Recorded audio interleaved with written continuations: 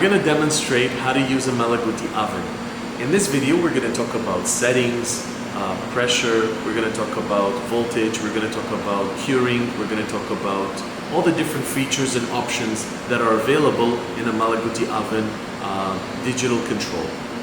So for natural gas, you have 7 inches of incoming pressure and 4 inches of pressure at the manifold. For propane gas, you have 11 inches of incoming and 9.9 inches at the manifold. So the Malagutti oven requires 240 volt single phase. As you can see, we have the temperature, and then this is the set temp. The set temp is 191.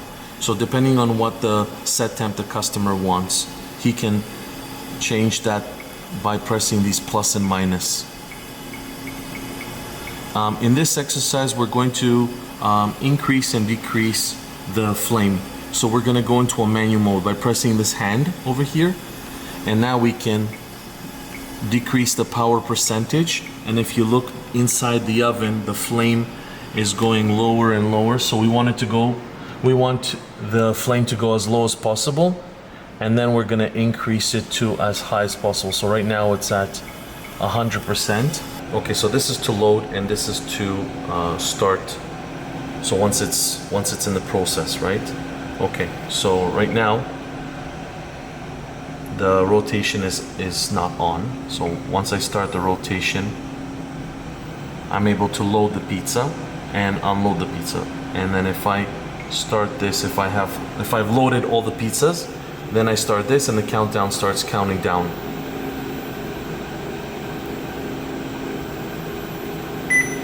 And when this timer is over, then I can unload the pizza. Correct? Show how you can change the timer.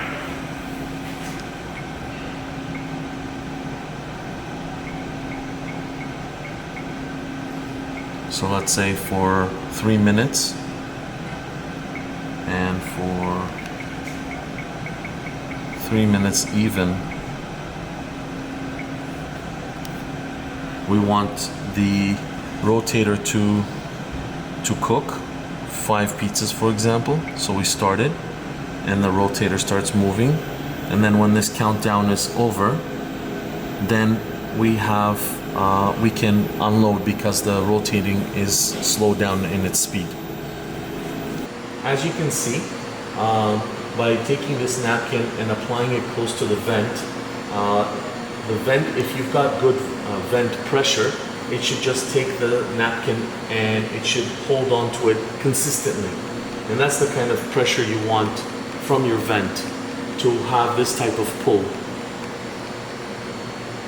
So we're going to show now, we're going to describe how to get into the, how to reset, no, sorry.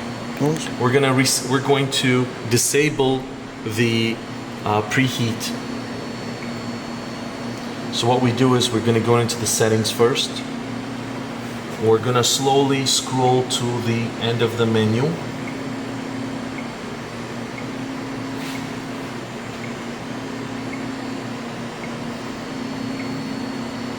Now we're going to enter a code, 2713.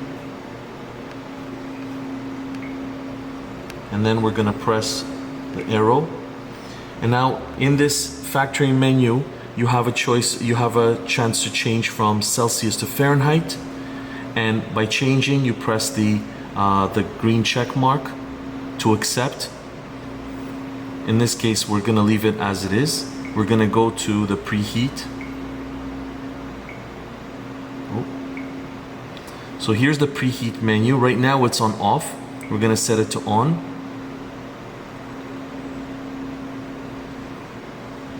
We're going to accept the menu, and we're going to exit the menu. So Danny, when you're visiting the customer and you're doing a startup, usually you have when you turn on the computer for the first time, you have a countdown timer. So what you're expected to do is to disable this countdown timer, and to do that, we're going to do the following. We're going to get into the settings menu, Again, we're going to press these arrows until we get to the end of the menu.